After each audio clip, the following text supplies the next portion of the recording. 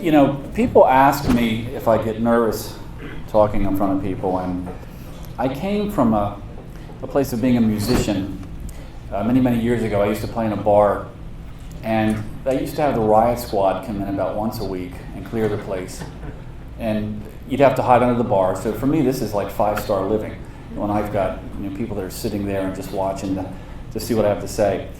I should tell you a little bit about myself, how I ended up here. I've been an entrepreneur since I was 19. I actually went to the University of Delaware, but I started a service business when I was 19, and it became so successful that I moved away from my major and went into the service business, and that branched into several different tiers. I had a door-to-door service business. I did a tremendous amount of concert work. I was involved in piano technology. In fact, I worked in Philadelphia a lot, at the old JFK, did the outdoor concerts, and then later on I built one of the biggest remanufacturing facilities on the East Coast, and I worked on mostly big grants because it wasn't financially feasible to remanufacture an upright piano. And I didn't have anybody in my life to tell me what a successful business was. My parents were raised in the Depression, and their idea of success was working all the time. And I really fit that icon. What would happen is I got to the point where when I first started working, I thought, if I just had enough customers, if I just had enough clients, and I had a steady stream of work, then I would really be successful at what I was doing. And what I didn't realize was, let's just say you could do 1,000 calls a year. And in order to do that, you needed 2,500 customers. Well, what happened was initially I didn't have 2,500 customers, so I had large time periods where I had nothing to do. But eventually I passed that. Once I passed 2,500 customers, I just had backlog. And what ended up happening was I was working 7 days a week and almost 80 hours a week, and it was just killing me.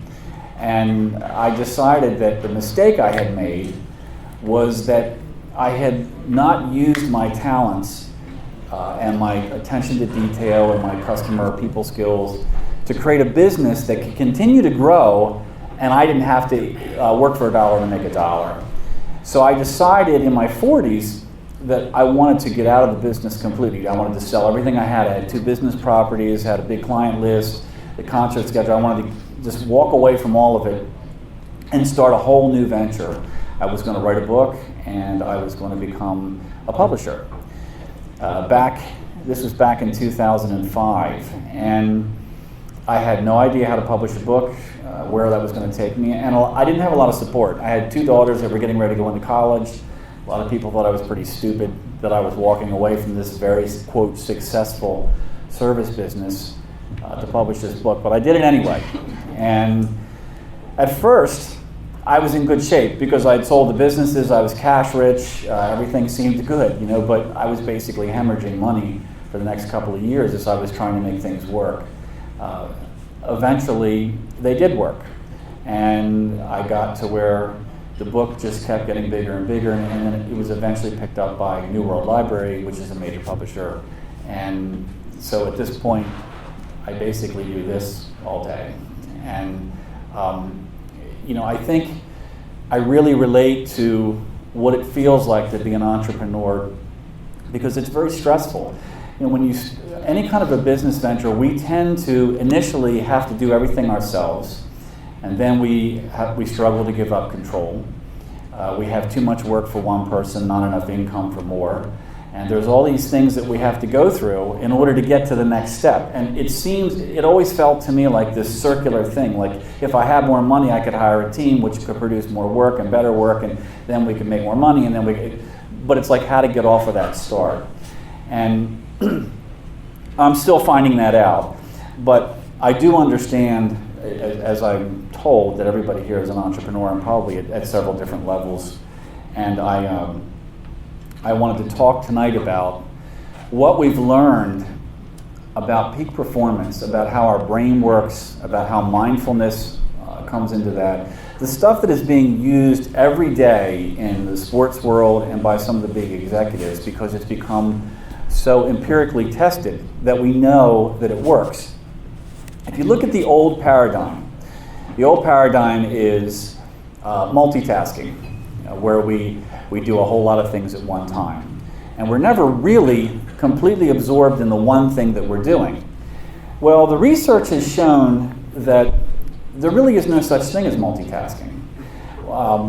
What actually happens, and I can remember this, it used to be that if you wanted to do word processing on your computer, you put the word processing disk in and you turned the computer on. The computer booted up and then it started the word processing program, and then you did your word processing. Then when you wanted to switch to a spreadsheet program, you had to turn the computer off and you put another disk in, and the computer would boot up and start from scratch, and then it would load all of that information, and then you would do your spreadsheet, and on and on. And what they found is that this is how the brain works. The brain is very linear, and it does not do multiple things at the same time. It just feels like it is because it's happening so quickly. But there's been studies done as to how much mental energy this takes in a company to maintain this. So on the surface, it looks like you're getting a few people to do a lot of stuff. But if you look at the energy that's expended over the period of a year, there's a lot of wasted energy, and the productivity actually goes down. So that's the old paradigm. The new paradigm, and this has been studied in several decades at Florida State University and also all over the place. You see it's really come out in a sport like golf, because golf is not a reactionary sport. It's a sport where somebody's not throwing a ball at you or hitting a ball at you. Basically, the ball just sits there and waits for you to do something. And this lets the mind become very interfering with the process. So they realized that they had to understand this better to find out how to get the mind to stay in one place at one time.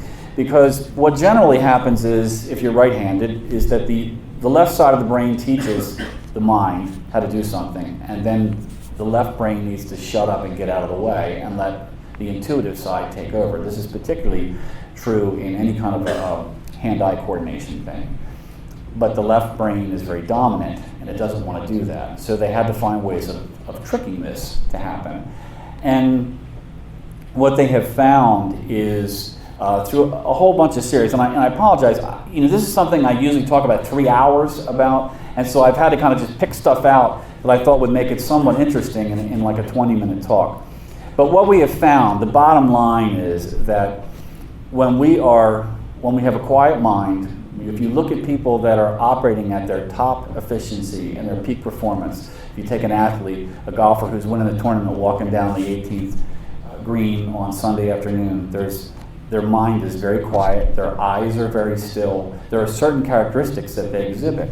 And so what we want to do is we want to be able to get to that point in our work and in everything that we do, because that is when we are functioning at the highest level. It's when we're exhibiting or exerting the least amount of effort in the least amount of time to develop the skill or to accomplish whatever it is that we're trying to accomplish.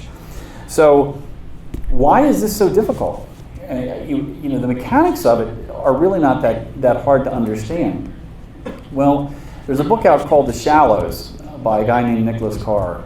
And one of the things that they're finding with our culture is that our brains are evolving in order to keep pace with what the culture is doing.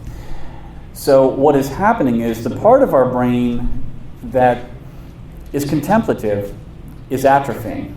The part of our brain that has to function at a higher speed is evolving. So I think a good analogy with this is to look back at when the printing press was designed. Before the printing press, books were not available for people. So the brain didn't have to put words together in a string and then create thoughts. So we take all this for granted when we read a book, but it didn't used to be that way. And so then there was this a period of evolution. It may have been 100 years, after the printing press was made and books were available to everybody, that the brain became better and better at reading a sentence and forming the thoughts and the pictures in the mind that went along with that. And that's what's happening to us now. If you look at a cell phone, if you give a cell phone to the grandparents, they just can't do it. If you give it to a teenager, it's like a minute and a half, it doesn't matter what the phone is, they figured it out. Their brains work faster, and we're seeing this. And one of my daughters is a teacher in the kindergarten, and she said it's very documented now that the kids that are coming up have almost no attention span. And it's really a struggle because they're so used to everything being so instantaneous. So on the one hand, it's a good thing because our brains they're speeding up and they're able to do more in less time. But on the other one, we want to stop and focus on one thing. The brain doesn't want to obey that. It wants to keep moving. And so we ask ourselves, well, then how do we reverse this? Because it'd be nice if we could have both of these attributes. And there really isn't any other way to do it but some form of what I will call stillness. You can, if you don't like the word meditation, you can call it thought awareness training. It really doesn't matter what you call it, but what we have to start doing is teaching our minds how to be still. Because our mind is forgetting how to do that. So I'm not going to do this tonight, but generally what I have people do is to sit. I just say, we're going to sit here for 2 minutes. I want everybody to just shut your eyes and stop thinking. Well, obviously what happens is that you can't do it. And for many people, it's the first time that they realize that their mind is a thought machine. That's what the mind was designed to do. It thinks. And if you don't give it something to think about, it will find something on its own. It's always in search mode. So what happens for people, generally speaking, is their mind runs around during the day. It's just never where they're at. And so there's very little of their energy that's actually going into what they're doing. And their mind is creating thoughts. And when you sit down and you try to stop your mind from thinking, you become aware of how many thoughts that it's actually creating and how little control you have over it. And I think that that's really important because one of the things that we have to do in order to move forward in any of this stuff is some sort of awareness. We have to be aware of what our mind's doing. Otherwise, we're just basically being led around by the news. And you see that all the time with people. Somebody compliments them, somebody throws something they interpret as stressful, and all of a sudden their mind takes off, and they have no control over it, and they're not even aware that it's happening. And I have seen this, now that I've become very in tune to this, I see it all the time. And the reason I got into this was because I was one of those people in spades. When I was growing up, I had a very creative mind, but a very undisciplined mind. I had all these ideas, all these things I wanted to do, and I could never stay on point for any length of time. I wanted to play the piano, like so many people, and I'd sit down, I just don't feel like practicing, and I would always find a reason to quit. There was so many things that I wanted to accomplish that I couldn't. By the time I got to my late 20s, everybody was telling me that I was one of the most disciplined people they knew, which I thought was kind of funny because I didn't see myself that way. I was still kind of stuck in the old paradigm. And that was when I became interested in understanding how I had gotten from where I was before to where I had ended up. And it came from studying a lot of things. It came from studying Eastern thought. It came from studying modern sports psychology, modern peak performance studies. And what I found interesting was that everything that we were learning through all of our empirical studies was just basically echoing what had been said before. And the reason that that's important is because what it tells us is that this present moment awareness, this present moment functioning, this mindfulness is how that's what we can call being in the zone. It's just very important. And if you want to function at the top of your game, you're going to have to learn how to do that. And the first thing you have to do is learn when you're not doing it. And I think that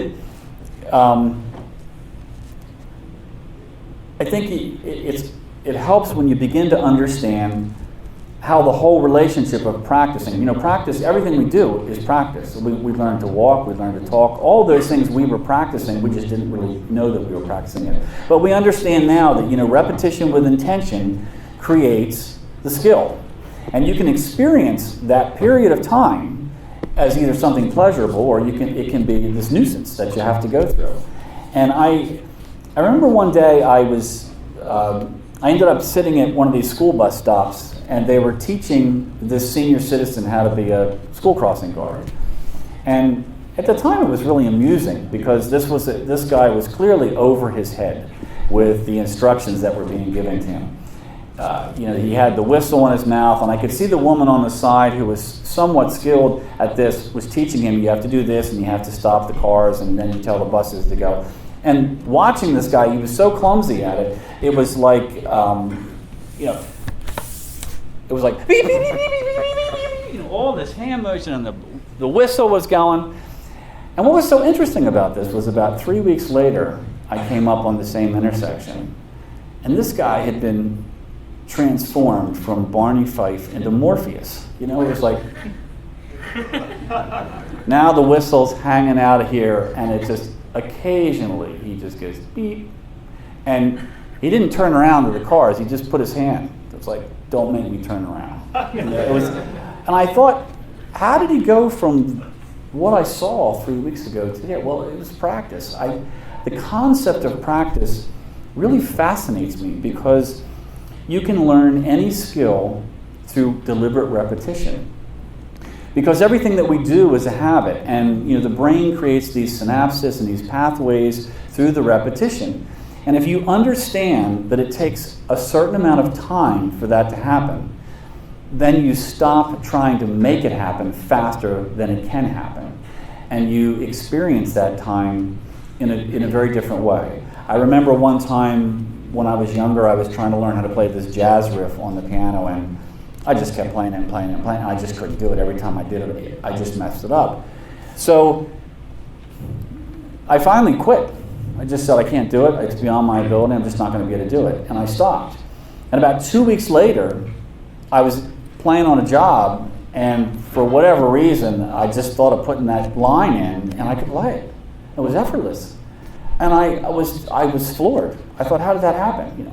Well, what I didn't realize at the time was my brain was building the bridge work for that, and it took so long. I just kept trying to make it happen faster than it can physically happen. And that's one of the things that I think is really important in skill development, because everything we're talking about here is a skill, and everything is also a habit. And people think that habits are things like whether it's eating the wrong foods or smoking or those types of things there, but habits are also how we react to situations. Anything that you repeat, any thought process that you repeat, when somebody walks in the room, if you've got a person that's a difficult person, if you react a certain way, that person becomes what in golf they call the trigger. When that person walks in the room, they trigger the reaction and the habitual response starts. So if you want to change that, what I want is, I want to be able to say, and I ask myself when I get confronted with a situation like this, if I could react any way in the world to this person I want to react, how would I do that? What would be that? By doing that, I've stepped back and I'm not in my thoughts anymore. I'm not being pulled around. I'm actually observing my thoughts and I'm observing my reaction. And that's a very key point. But again, you can't do that if you're not aware of your thoughts. How do you get aware of your thoughts? You got to practice meditation. So it's like this whole thing, it's understanding that if you don't do that, then what you repeat is going to be the habit, and then if you're not aware of the habit, you're just going to be controlled with the habit. So I think that's one of the things I find so fascinating, because all of this stuff it's all written out. I mean, you can learn it, it's not that hard, and it's very mechanical, and it's not hard to understand. So I think that it's important that we've become aware of that, because so many people today are just reacting to their situations instead of actually making a conscious choice. And the other thing that we do is whenever we start off on a path like this, is every time we make a goal, we have this bad habit of attaching a time frame to it. So we decide we want to do something, whether it's in business, whether it's in a personal life, we say I want to do this, and then we come up with this time frame. And in general, we don't have any data that supports how much time it should take. We just set this time in our mind, and then we begin to compare where we are in relationship to that. And then we begin to judge our progress, when none of it is really based on any kind of fact. And an example of this is, I had a woman call me when she was middle-aged. She had changed careers, and she wanted to become a visual artist. And so she asked me if I would work with her because she was struggling. And I said, sure. So she calls me up, and it was not a real long conversation. She said, I said, what's the problem? She said, well, I started my training to be a visual artist 6 months ago, and I'm not as good as I should be. And I said, how good should you be? And there was this silence. She said, I don't know. And I said, well, if you don't know, how do you know you're not better than you should be? And then there's silence. She goes, I never thought of it like that. And I said, well, you're basing it on something, aren't you? I hope. She said, I guess I'm not. And I said, well, let me ask you this. I said, if you could do everything you can do today, 6 months ago, when you started, would you have thought you were good? And she said, oh, absolutely. And I said, so it's not that you're not getting better, it's that your perception of what good is changing. And I look at it like a V. We start down here in the apex, and as we go up, our peripheral vision goes out, and we are more aware of what we can do. And this is one of the things that for entrepreneurs, we always have these plans, and this is what we want to accomplish. But no matter how much we accomplish, if it's easy, then we just move on to the next thing. If it's hard, then we struggle.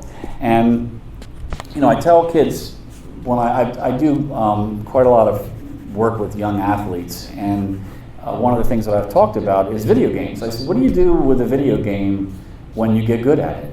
And they all said, I get rid of it. I said, well, why is that? They said, because it's not a challenge. I said, that's right. I said, so you like operating at your threshold. And when they're playing the video game, that's so obvious to them.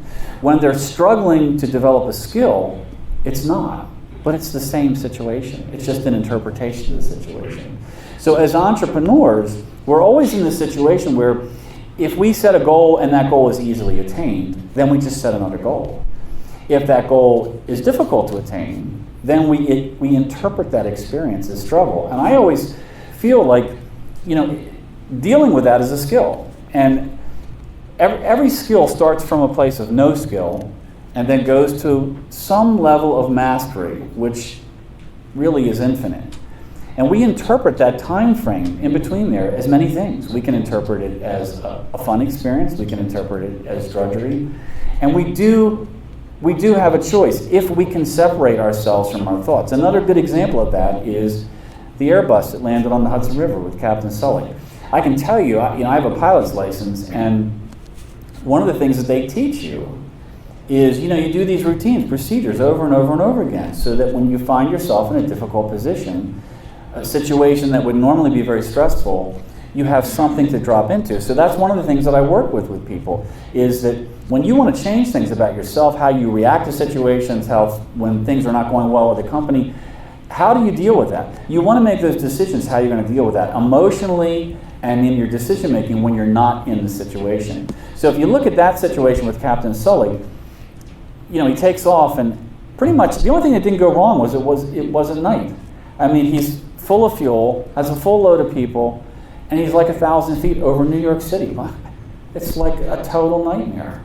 And he had that, there was this split second when the engines went out. And I said this, when the engine goes out, you have two choices. There's two paths you can take. You can scream all the way to the ground, or you can refocus.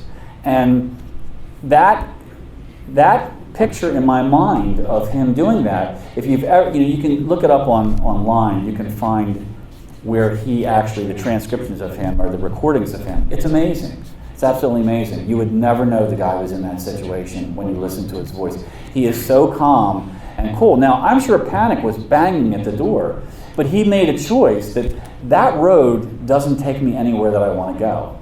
And it's the same in business. When stuff isn't working, you can get all upset and you can have all of these emotional responses to that. But unfortunately, that's screaming all the way to the ground. And so when you understand that, and you understand the thing to do is to refocus, you can do that if you can separate yourself from the initial emotional response. And that's really what we're talking about here.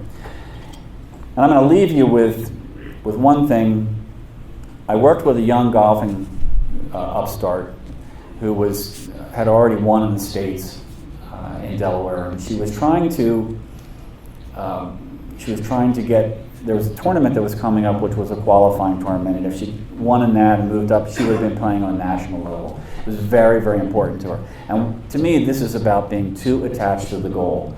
You have to make your goals, you have to know what your goal is, but then you have to be immersed in the process of achieving the goal, not attached to the moment when you're going to have the goal. So what happened with this girl was she asked me if I would work with her because she said, I have a tendency to self-destruct. Her physical skills were amazing.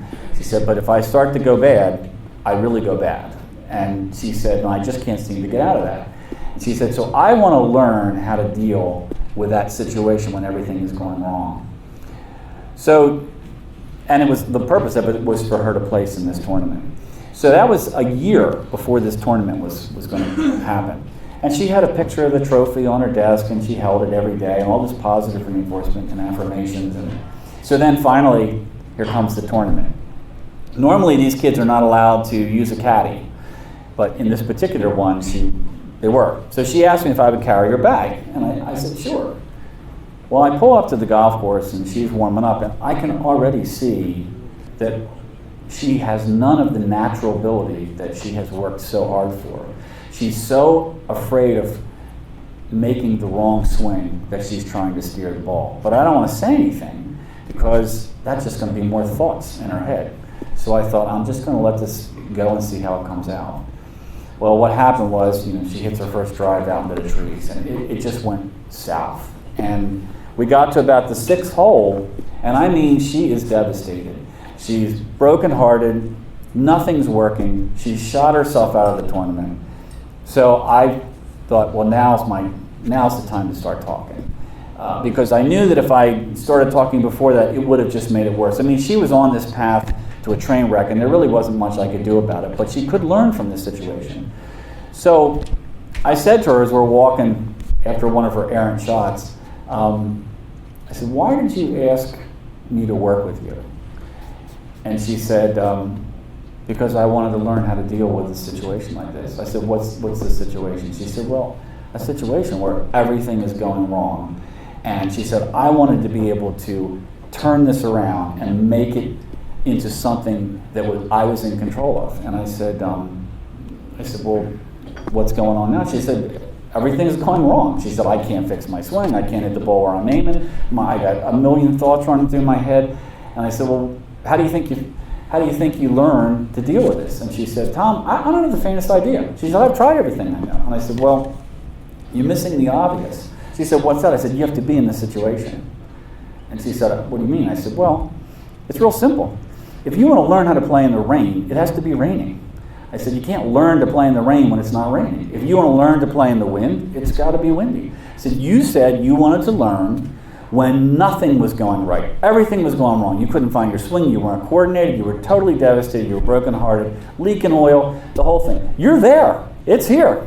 So what are you going to do with it? I said, this is actually an opportunity for you to look at how you're reacting to this situation. If you want to turn yourself around, you have to be in this situation. We can sit in Starbucks and make plans and talk about it all you want. So, but you can't really find out what you're made of, and you can't observe how you're reacting to these situations until you're in the situation. I said, the only thing I've done here is make you aware that you're in the situation. So now, what are you going to do with the situation? Well, in about 2 holes, maybe 3, she completely turned her game around. Now, it wasn't going to change the outcome of that particular round. But she had just broken some state records 2 weeks before that. She told me, walking down the fairway, she said, if I had a choice between the trophies and the records I broke 2 or 3 weeks ago, she said, and what I found about myself today, she said, it's a no-brainer. She said, what I learned today is how to step back, look at the situation unemotionally, and figure out how to turn it around. And this is something that I think as entrepreneurs we really have to be able to do, because things don't go right. Things not going right is a part of being an entrepreneur. And Mike mentioned this article in Forbes, and I'm just going to read the first paragraph here, and then we'll do any questions you have. This was done by Martin Zwilling, and if any of you want this, if you just email me at tom@thepracticingmind, I'll send you the PDF. Entrepreneurs seem more quickly frustrated these days when their $1 million idea doesn't turn into a suitable business overnight. They don't realize that it takes many skills to build a business under the best of circumstances. And today's world of instant gratification doesn't leave much room for patience and practice to develop these skills. Successful sports figures and musicians have long understood the value of time and practice in perfecting their skills. So why do entrepreneurs think that building a business is intuitively obvious and should happen overnight? Building a business is a complex task like building the product or service and requires the same focus, discipline, and practice to get it right. Even the revered Steve Jobs of Apple didn't get it right the first time. So anyway, it's a really great article. He had read the book and was very interested in it, so I'm happy to send that to you. Tom at the Practicing Mind. So that's it. We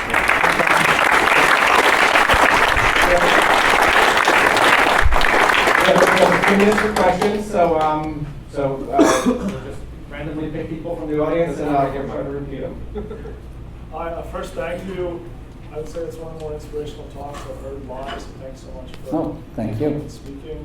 I'm just curious to know your opinion on to what extent becoming more aware and separating your emotional response as a function of diet and exercise. Okay, so the question is, to what extent does diet and exercise affect your ability to separate yourself in awareness? I would say it has a lot to do with it. If you're tired and you're physically fit, or I know that when I don't eat well, I don't feel well, and that just adds a layer of distraction. And if you're not physically fit, then we pretty much know that if you're not physically fit, it has a great effect on your mental acuity. So I would say it does have an effect, and it's worth. The two of them, they're really kind of integrated with each other. All this stuff is integrated. It's like you have to be aware to become aware. It's like a paradox. Like it takes discipline to create discipline. But as I've said, you can't do any of it if you're not aware. You can't change anything if you're not aware. And we all know people that function without awareness. So it's always so amusing to watch people when they see themselves on videotape, because do I really look like that?